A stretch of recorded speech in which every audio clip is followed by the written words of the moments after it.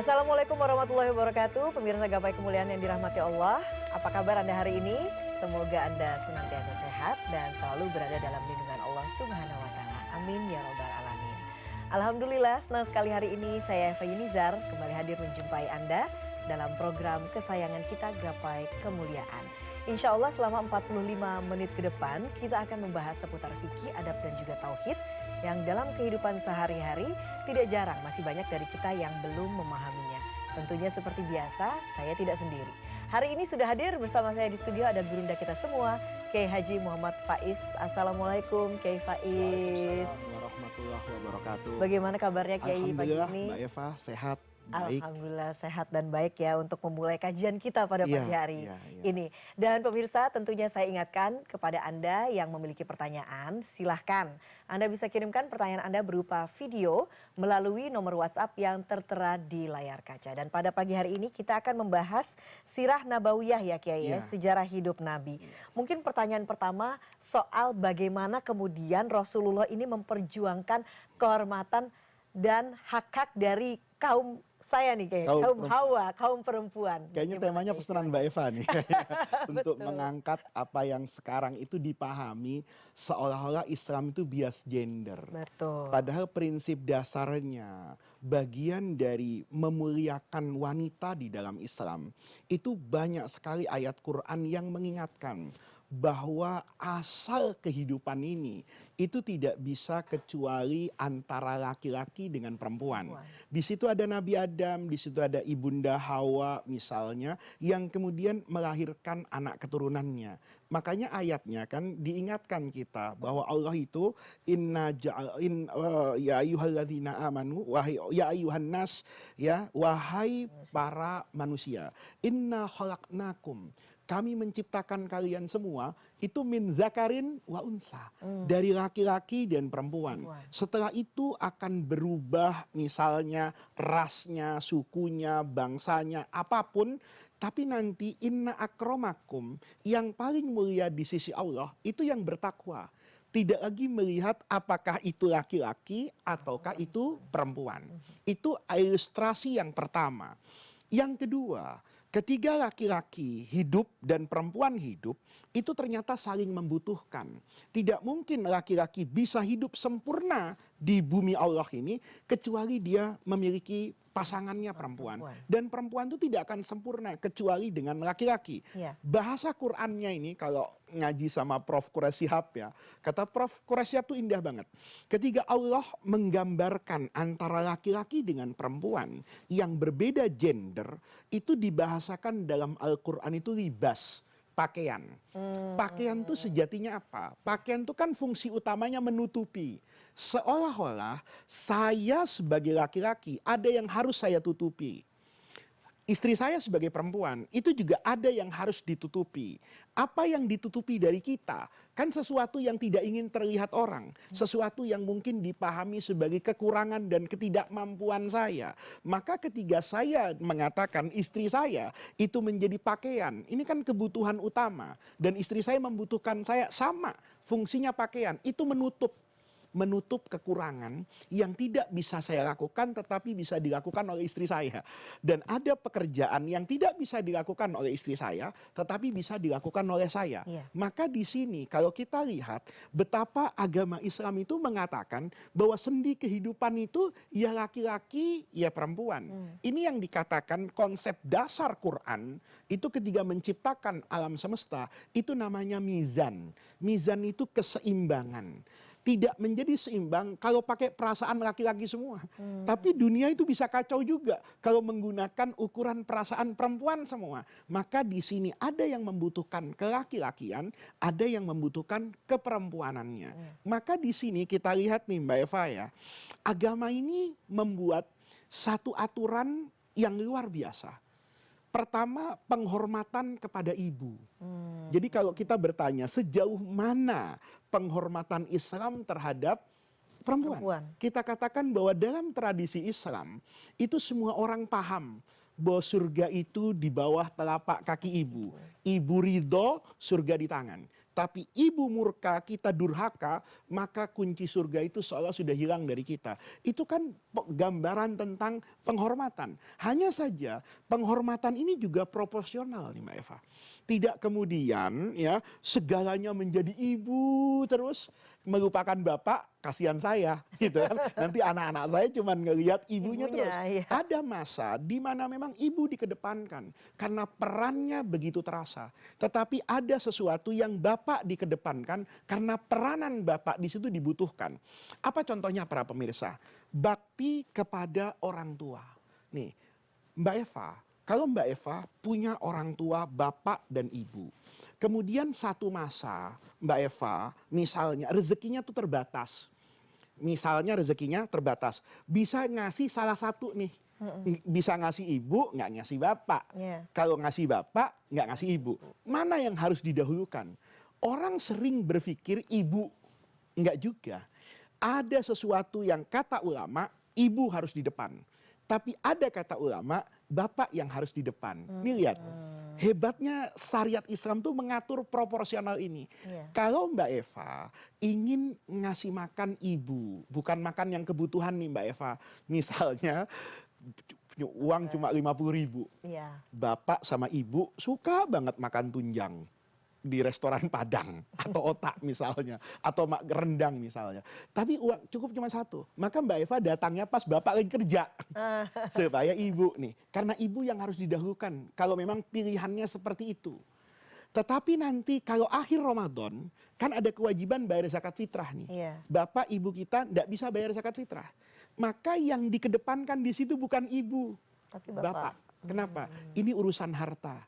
Kalau ibu nggak bisa bayar zakat fitrah, ibu akan mengatakan saya kan perempuan. Tapi kalau bapak sampai tidak bisa bayar zakat fitrah, itu kan terlihat ketidakmampuannya secara ekonomi. Yeah. Maka dalam hal nafkah yang harus dijaga ibu.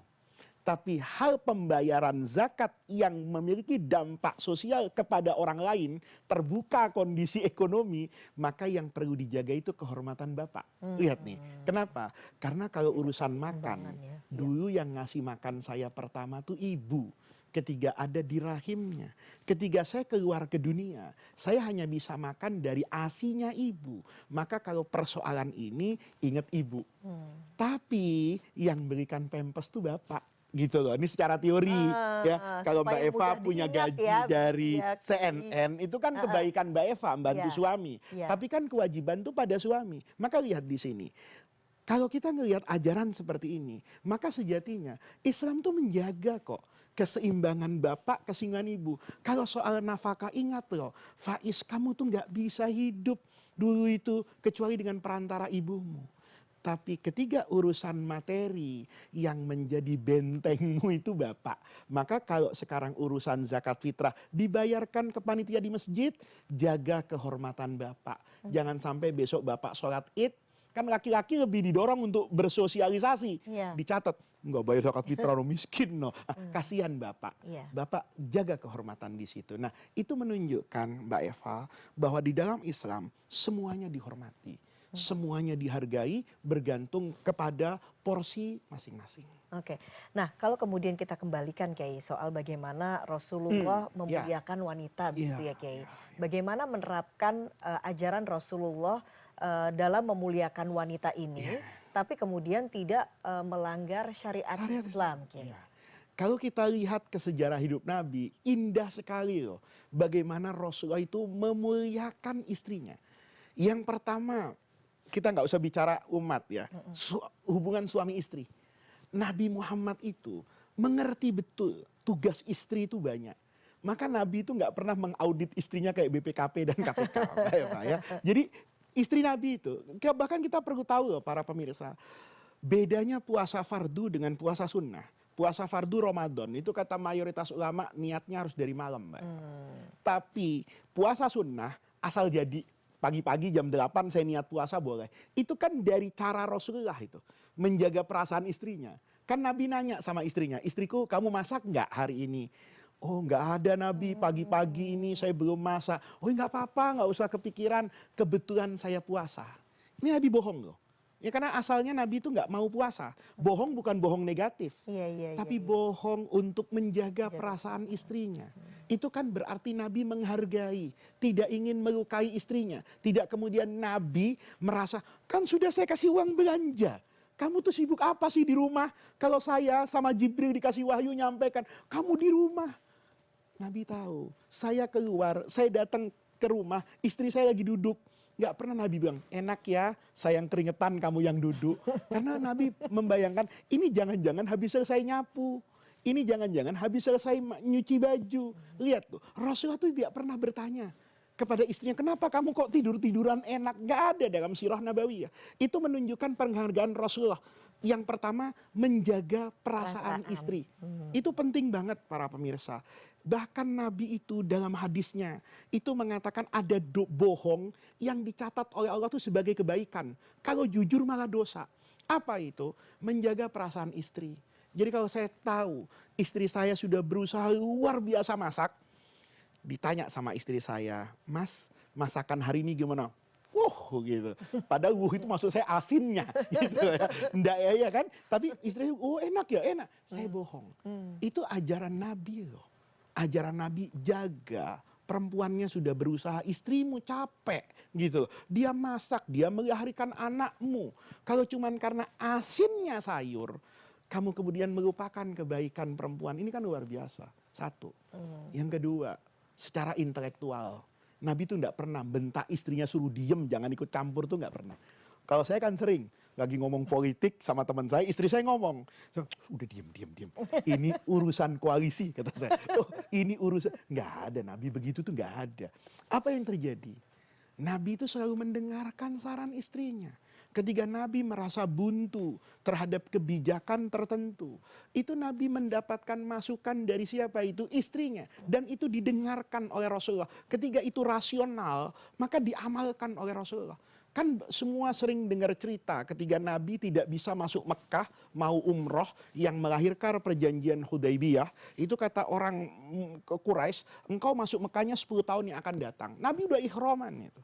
Sudah Ka'bah itu di depan mata.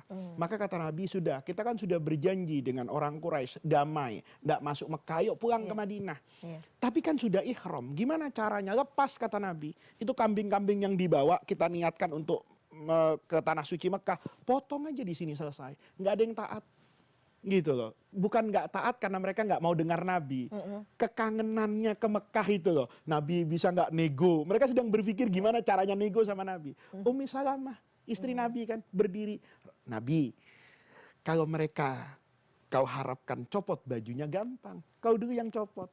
Kau dulu yang cukur. Kan ini fa'in ukhsirtum famastaisaro minal hadi, kata surah Al-Qur'annya. Maka cukur saja Nabi. Copot baju ihramnya, sembelih kambingnya. Mereka pasti sudah putus asa kan. Loh, Nabi udah copot ihram berarti nggak akan umrah nih. Taat semua.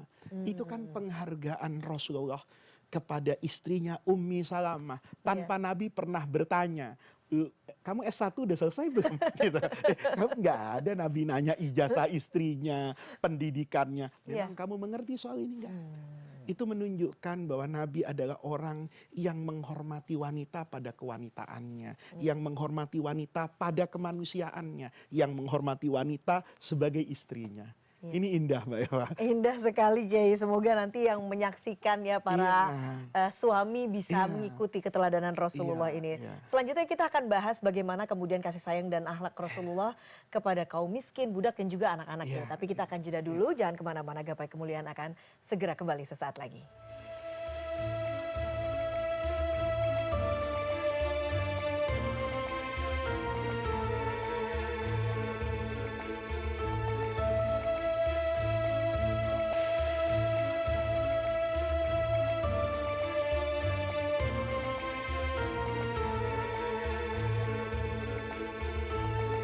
Ya, Anda masih menyaksikan Gapai Kemuliaan, kita lanjutkan kembali pembahasan kita bersama Kiai Faiz. Nah Kiai, lanjutan dari yang tadi adalah bagaimana kita ingin mempelajari atau ingin meneladani kasih sayang dan akhlak Rasulullah kepada kaum miskin, anak-anak dan juga para budak. Ini pentingnya Rasulullah itu manusia biasa.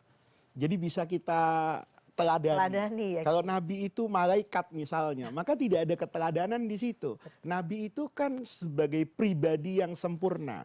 Mau dicari apapun, misalnya Nabi itu mimpin perang, maka TNI bisa nyontoh Rasulullah.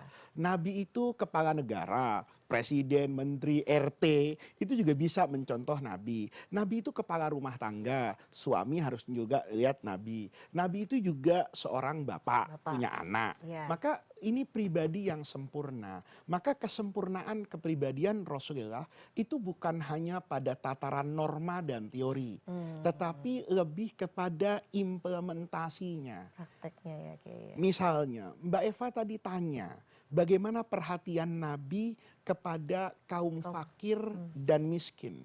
Kita bisa lihat ajaran agama yang dibawa. Bahkan pada juz amma ini yang awal-awal turun di Mekah, itu keras sekali loh Allah mengingatkan kepada kita yang dibawa oleh Rasulullah berkaitan dengan orang-orang yang lemah. Ara'aita alladzi yukadzibu biddin. Orang yang mendustakan agama. Mendustakan agama itu bukan berarti menistakan Quran. Tetapi dia tidak mengamalkan ajaran pokok sosial agama dengan lingkungannya. Maka dikatakan, siapa yang yukadzibu biddin? Fadzalika alladzi yad'ul yatim wala yahuddu ala ta'amil miskin. Ini kan pertama anak yatim, yang kedua memberi makan kepada orang miskin. Itu dikatakan kalau agamamu baik, agamamu benar, maka kebaikan keberagamaanmu kepada Allah itu akan memiliki dampak dan impact kepada lingkungannya. Kalau kamu mengatakan bahwa Allah itu maha pengasih dan maha penyayang, maka sebagai seorang hamba Allah, kamu harus meniru Allah.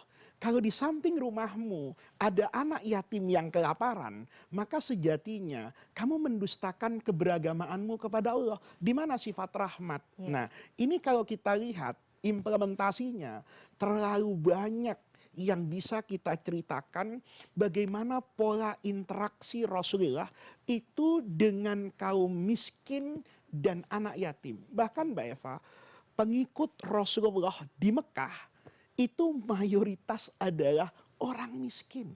Bayangin nih. Ya, itu kita bisa lihat dalam sirah nabawiyah, Rasulullah itu sering mencucurkan air mata. Itu karena Nabi merasa saya tidak bisa memberi bantuan kemanusiaan kepada mereka yang lapar karena kondisi Nabi yang sangat sulit di Mekah. Dan itu nanti ketika balik ke Madinah, itu dibalik sama Nabi. Rasulullah itu di Madinah, kalau ngasih bantuan orang, itu kata orang yang pernah dapat bantuan Nabi, itu Nabi kalau sedekah kayak orang yang nggak takut miskin. Kenapa? Ini bukan balas dendam salah. Karena dulu Nabi orang yang sangat baik, tetapi tidak punya instrumen untuk membuat orang lain bahagia. Maka ketika itu sudah bisa diwujudkan oleh Nabi, itu dibuktikan oleh Rasulullah. Orang miskin itu semuanya diberi, kalau bahasa sekarang, itu tunjangan kehidupan. Anak yatim, kurang apa Rasulullah? Saya dengan orang yang mau merawat anak yatim, itu kahataini fil jannah. Ini kan berarti sugesti nih, spirit, dorongan agar orang itu memberi perhatian kepada anak yatim. Nah, di sini kalau kita lihat ya, keberpihakan kepada kaum lemah itu menjadi kebijakan utama Rasulullah. Rasulullah itu menerapkan apapun, itu yang ada dalam benaknya. Orang miskin itu dapat apa? Lihat zakat. Gitu. Zakat itu judulnya innamas shadaqatu, itu yang paling pertama disebut, bukan sabilillah loh. Lil fuqara'i wal masakin. Gitu loh. Nanti yang namanya yatim, cari saja di Quran. Pakai Google misalnya, yatim itu hampir pada semua ayat yang mendorong orang untuk baik, itu yang menjadi objeknya itu adalah masyarakat yang yatim. Kalau bicara kepada anak-anak, jangan tanya. Rasulullah itu tidak pernah ditakuti oleh anak-anak pada puncak kewibawaannya. Kita kadang-kadang kalau ada panglima perang lewat, itu anak-anak takut. Ada polisi, anak-anak takut. Gitu loh. Ada ini, anak-anak takut. Tapi dengan Rasulullah, mereka itu bukan berarti kemudian kita katakan tidak ada takutnya, enggak. Mereka menjaga kehormatan dan kewibawaan Nabi. Tetapi mereka mampu berinteraksi kepada Rasulullah sama dengan interaksi seorang manusia dengan manusia yang lainnya. Kenapa? Karena Rasulullah selalu menggunakan ukuran kemanusiaan saat berinteraksi dengan anak-anak. Apa buktinya? Ini menarik sekali. Ketiga, sahabat Zaid bin Sabit misalnya. Zaid bin Sabit itu ingin ikut perang Badar. Maka dia seret pedangnya itu. Padahal umurnya masih 10 atau 11 tahun. Yang melihat itu ketawa. Karena pedang dengan badannya itu lebih panjang pedang yang mau dibawa. Diseret itu. Wahai Rasulullah, bawa saya ke medan perang Badar. Nabi itu nggak pernah mengatakan pulang nak, kamu masih kecil, enggak. Bahkan kata guru saya ketika saya belajar sirah nabawiyah, itu Nabi duduk Mbak Eva, merendahkan. Kan dia anak-anak berdiri, Zaid mungkin tingginya katakan 120, 30 atau 40 cm.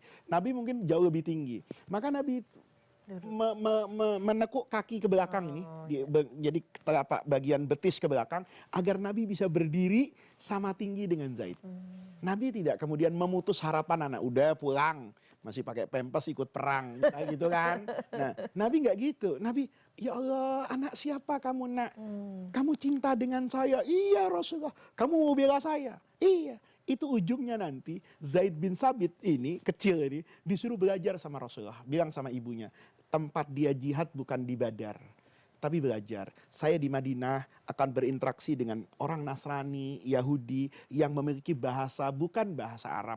Maka anakmu ini ajarkan tulis menulis. Mungkin kalau sekarang suruh belajar bahasa Inggris, mungkin belajar bahasa Mandarin dan sebagainya. Nah, itu adalah penghargaan Rasulullah kepada anak-anak. Itu kan menunjukkan Nabi itu tidak pernah memutus harapan anak, tapi memberikan spirit. Oh, kamu itu bisa mengerjakan apa yang tidak bisa dikerjakan oleh Abu Bakar, oleh Umar. Kamu bisa loh berprestasi. Prestasimu tidak dengan jalan seperti itu, tapi ada jalan lain. Ini kan kalau kita lihat seperti seorang pemimpin yang memiliki visi jauh ke depan. Bahwa nanti nak Zaid, kalau sekarang ya, tantanganmu itu bukan selalu dengan perang, tapi mungkin dengan ilmu pengetahuan. Dan itu yang terbukti bahwa Sayyidina Zaid menjadi orang yang sangat ahli terkait dengan Al-Quran yang menjaga warisan Nabi itu sampai bisa kita nikmati hari ini. Ya, dengan tadi kisah yang kemudian Kiai sampaikan tadi itu membuat kita berpikir bahwa tentunya kita juga bisa banyak belajar atau banyak meneladani dari bagaimana kemudian di saat Rasulullah berperan sebagai seorang kepala negara, di saat memimpin begitu ya. Nah, itu bagaimana Kiai? Tapi kita akan bahas setelah jeda berikut ini. Jangan kemana-mana, Gapai Kemuliaan akan segera kembali sesaat lagi.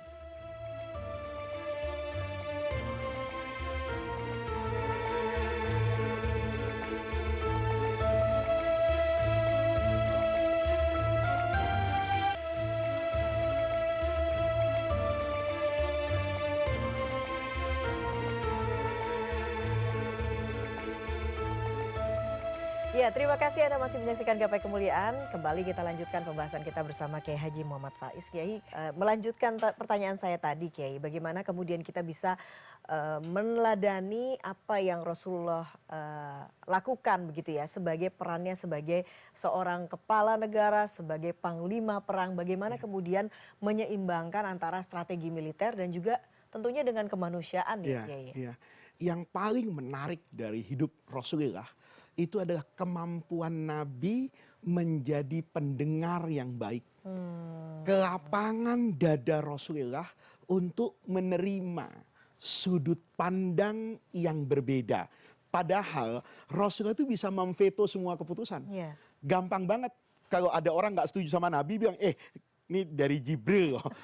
Ini sudah pesannya Jibril loh. Udah selesai Mbak Eva. Siapa yang mau berdebat dengan wahyu? Nggak ada. Kalau sudah urusannya wahyu, itu sami'na wa ta'na. Maka hal ini, itu kalau orang tanya, mana Pak Faiz buktinya Nabi itu mau mendengar? Itu adalah perilaku sahabat Nabi sendiri. Sahabat Nabi itu, kalau Nabi sudah berbicara, maka sahabat tuh tanya dulu nih sama Rasulullah, Nabi, yang tadi disampaikan itu wahyu apa logika? Lihat.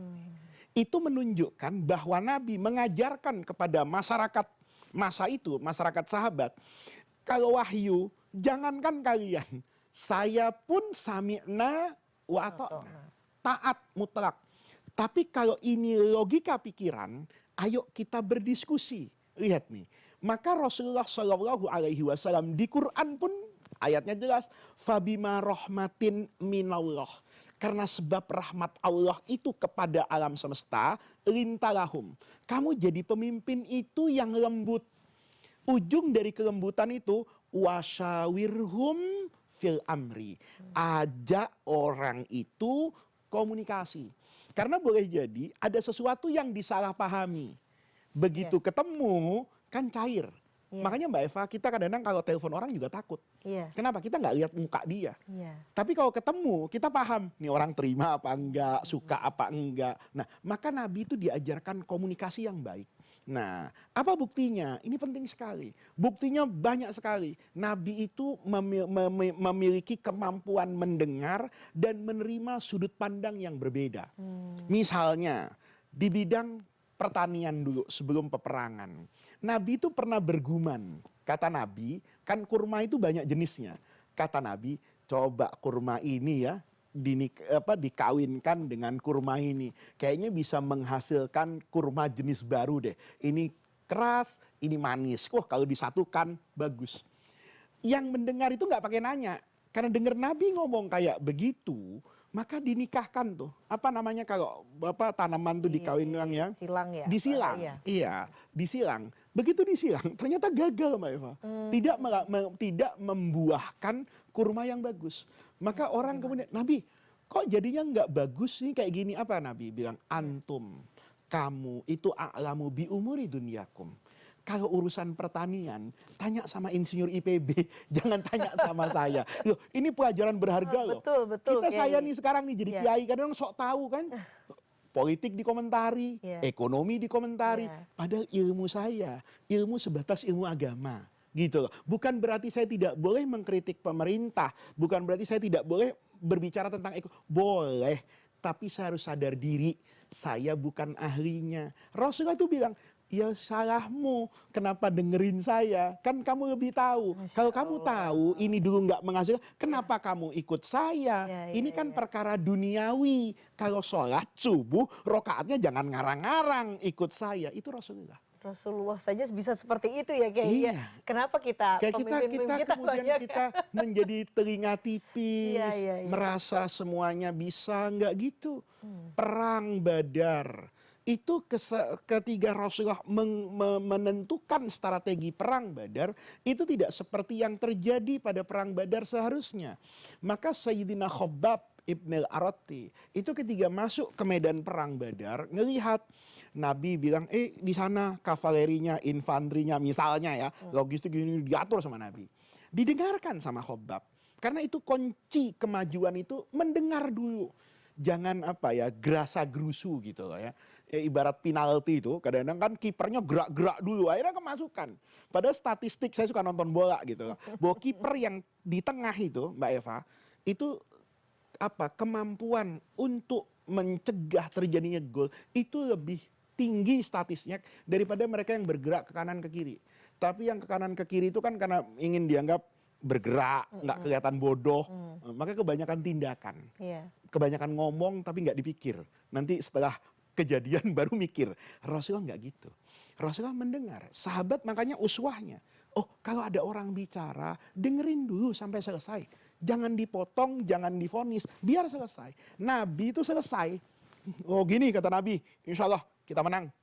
Khabbab nanya, Nabi, ini nih si Anu di sini, Hamzah di situ, itu wahyu apa perang? Kata Nabi nanya, maksudmu apa Khabbab? Kalau wahyu, Allah Maha tahu, saya enggak tahu, gitu loh. Ya udah, ikut Allah. Tapi kalau ini perang, wal harbu khid'ah, perang itu adu strategi. Kalau ini strategi engkau ya Rasulullah, izin. Ini nggak pas Nabi, mestinya begini, begini, begini. Itu yang dari Mekah datang ke Badar, kan kepanasan. Yang dicari pertama kali apa Rasulullah? Air. Maka semua sumber air harus kita kuasai. Sehingga nanti begitu mereka sampai, mereka tidak punya akses nih. kepada apa ini? Kalau sekarang BBM, logistik utama, Ya. maka kita dengan mudah mengalahkan mereka. Kata Nabi, betul juga ya Khobab ya. Maka Nabi robah strategi itu. Itu Ya. Nabi mendengar.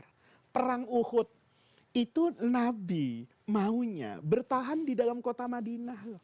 Tapi mayoritas sahabat waktu itu bilang, kita bawa ke Uhud saja Rasulullah. Nabi ikut kok. Soal kalah dan menang itu bukan pembicaraan kita, tapi pembicaraan kita sebagai seorang pemimpin. Rasulullah itu mau mendengar. Oke. Istri-istrinya juga gitu. Kan istrinya kan Nabi kan beda sama saya. Iya. Kalau saya kan cuma mimpin satu istri saya. Nabi itu istrinya kan tidak satu. Iya. Tapi seni Nabi memimpin istri-istrinya itu luar biasa. Membuka dialog, menyadarkan bahwa poligami itu ada tujuan tertentu. Iya. Bahwa ketika saya menghargai ini, itu karena dia seperti ini. Kamu juga berharga di mata saya karena ini. Itu kan pemimpin yang luar biasa. Kalau saya jadi nabi, istri saya bilang, udah diem semua.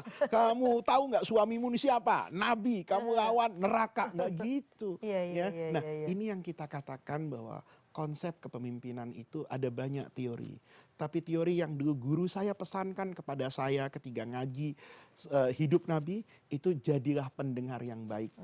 Jadilah pemerhati yang baik, agar nanti keputusanmu itu diputuskan setelah melalui perenungan yang panjang, pendengaran yang utuh dari semua pihak, maka nanti kamu bisa memutuskan sesuatu itu yang jauh lebih bijaksana. Baiklah, kuncinya adalah mendengar. Dan memanfaatkan waktu yang cukup gitu ya Kiai ya. Baiklah Kiai, kita akan lanjutkan lagi, tapi kita akan break dulu. Jangan kemana-mana, Gapai Kemuliaan akan segera kembali sesaat lagi.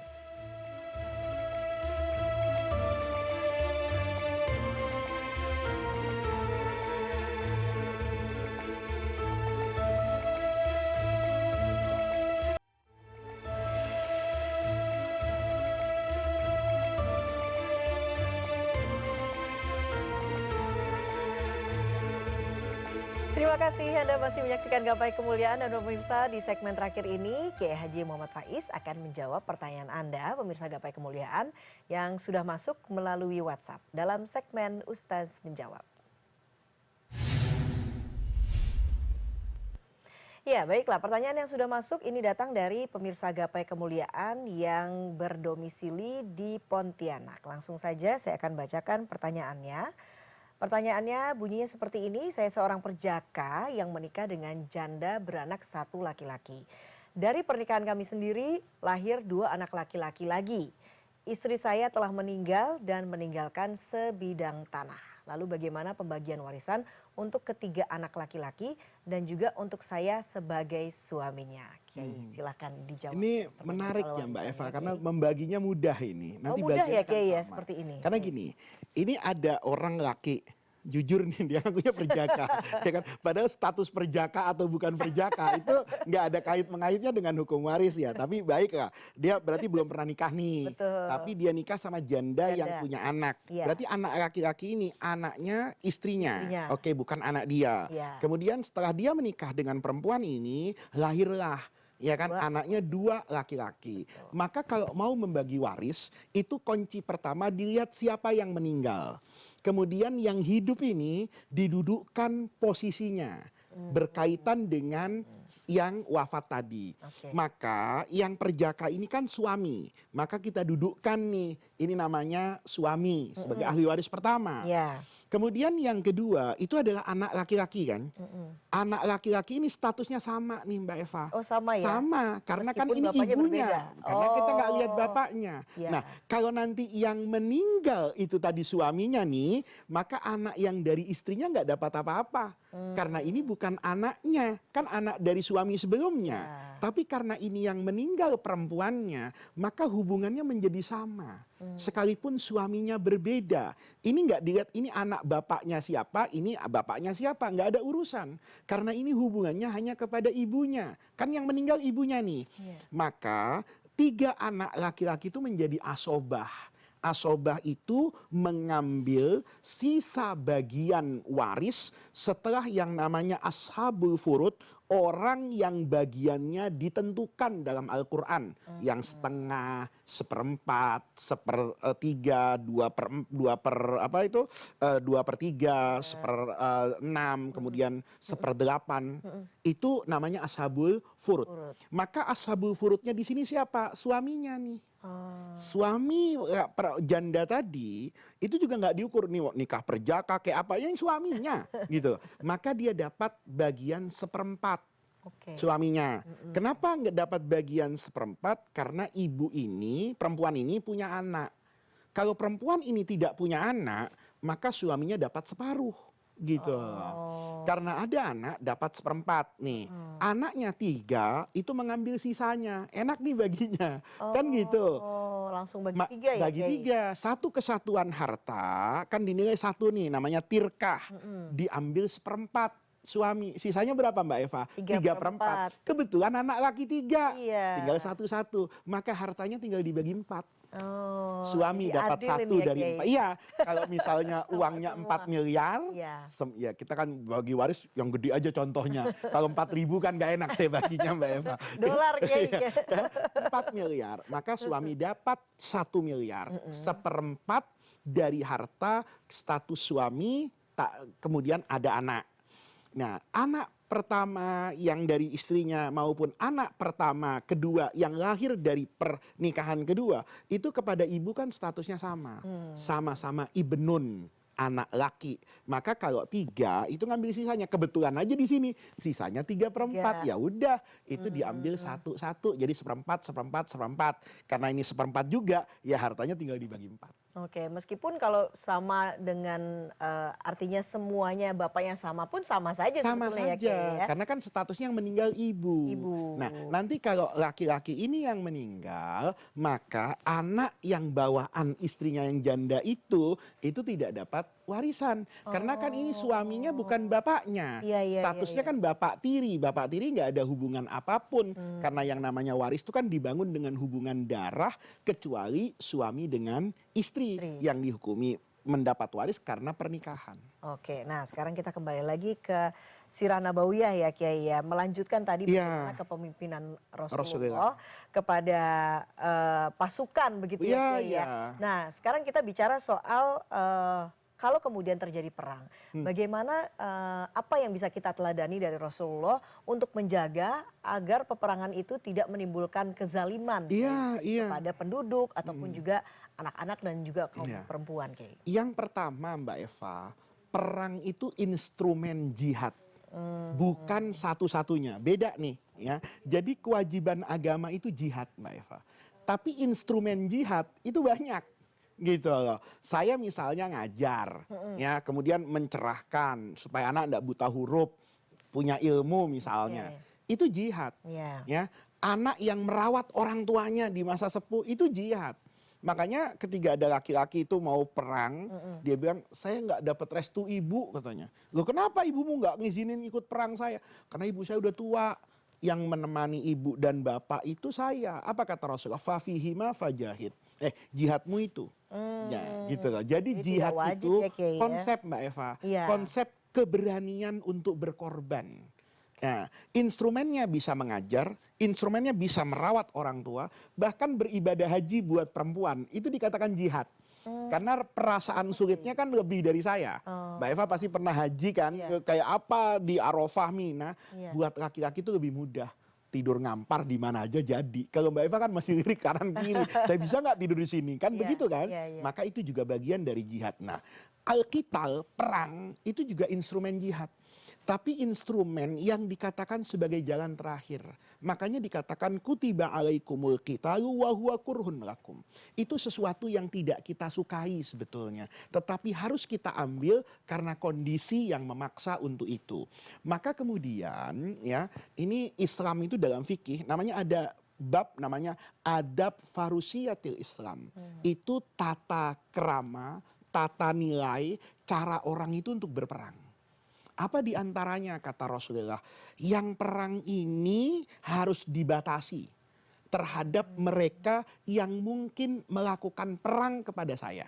Oke. Nih, saya misalnya kata Nabi, perang Badar, kan yang dihadapi orang Quraisy. Iya. Maka orang yang tidak terkait itu nggak boleh kita perangi. Lihat nih Mbak Eva, Oh. bahwa perang itu dalam Islam ada etikanya. Yang pertama, kalau ada non-muslim, pendeta misalnya, sedang khusyuk beribadah di gereja, di biara, nggak ikut dengan urusan perang ini, maka nggak boleh diperangi nih Mbak Eva. Oh. Kan dia tidak memerangi saya. Iya, iya, iya, iya. Dia mengatakan, loh saya ini beribadah, berkhidmat kepada Tuhan kok di biara, misalnya biarawan, maka itu nggak boleh diganggu. Kalau ada pasukan Islam lewat, itu nggak boleh melakukan tindakan apapun yang mengganggu kedamaian ibadah dia. Jadi lewat aja gitu. Itu luar biasa. Iya, Yang iya, kedua, hal-hal yang tidak berkaitan langsung dengan perang. Jangan karena kebencian yang berlebihan, lalu sawahnya dibakar misalnya. Ya kan? Pohonnya ditebangi. Itu nggak boleh dalam Islam gitu loh. Karena dia tidak terkait langsung dengan peperangan ini. Iya, Jadi iya, ada iya. kode etiknya, itu kan. Kemudian orang yang sudah kemudian menyerah, itu tidak kemudian dihilangkan nyawanya. Itu kalau kita lihat ya, banyak sekali sejarah Islam yang membuktikan bahwa para syuhada, pahlawan-pahlawan Islam ini yang mengerti betul tentang kode etik peperangan, itu menjadi sesuatu yang mengagungkan ketika mereka berperang. Coba lihat misalnya ya, Salahuddin Al-Ayyubi. Iya. Iya kan?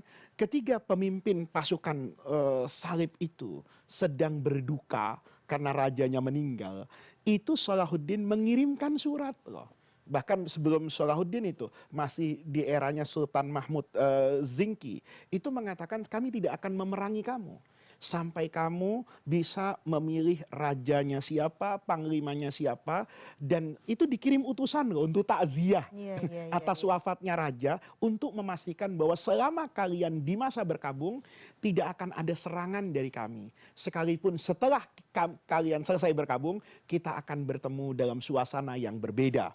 Kalau hari ini kita berdamai berteman, tapi di medan perang pedang dengan pedang, itu kan satu sikap yang luar biasa loh Mbak Eva ya. Oke. Jadi tidak kemudian berperang itu menghancurkan tanpa apa ini etika.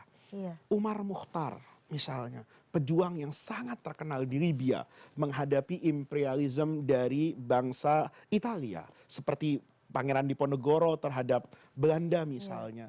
Itu luar biasa gitu loh. Ketika ada tentara Italia yang sudah menyerah, ya, itu ada anak buahnya yang melepaskan tembakan, mati. Iya. Itu dimarahin Mbak Eva. Dia kan sudah mau jadi tawanan kita, nggak boleh dibunuh. Kata prajuritnya, mereka membunuh tawanan kita, saudara kita yang menjadi tawanan mereka. Apa kata Umar Mukhtar? Mereka itu bukan teladan kita. Jangan karena mereka melakukan seperti itu, maka kita juga melakukan seperti itu. Saya jadi ingat apa yang dikatakan oleh panglima-panglima Islam di Yerusalem. Iya. Ketika mereka memaksakan untuk misalnya ya, serang saja dalam keadaan apapun. Toh mereka juga kalau menyerang kita, itu nggak mikir kita sedang apa gitu. Apa yang terjadi Mbak Eva? Kata para pemimpin di sana, kalau kita berperang dengan mengorbankan nilai-nilai keislaman kita dan kemanusiaan kita, sekalipun kita menang, tapi kita kehilangan nilai. Kalau hari ini kita harus berdamai gencatan senjata, seolah-olah kita kalah karena kita menunda kemenangan kita. Tapi sejatinya kita menang karena kita tetap menjaga nilai dan etika. Masya Allah. Luar biasa begitu Iya, ya Kiai ya, iya. pelajaran yang bisa kita dapatkan dengan melihat perjalanan hidup Perjalanan Rasulullah, hidup termasuk juga bagaimana cara berperang itu Iya. ternyata ada etikanya dan Ada harus etika. mendahulukan kemanusiaan dan juga Ada etika. keislaman. Iya. Baiklah Kiai, sayang sekali Kiai waktu kita terbatas, mungkin kalau kita bicara hal-hal lain ini tidak akan ada habisnya ya Iya, Kiai ya. iya, iya. Kiai terima kasih Baik, untuk ilmu sama-sama. yang sudah diberikan pada pagi hari ini, dan pemirsa tentunya tidak terasa usai sudah perjumpaan kita dalam program Gapai Kemuliaan hari ini. Semoga kajian hari ini membawa manfaat, kebaikan, dan juga Allah Azza wa Jalla senantiasa mudahkan kita untuk menuntut ilmu agama. Amin, amin, ya robbal alamin. Terima kasih atas perhatian Anda. Saya Eva Yunizar dan Kiai Haji Muhammad Faiz undur diri. Insya Allah jumpa lagi pada episode yang akan datang. Wabillahi taufiq wal hidayah. Wassalamualaikum warahmatullahi wabarakatuh.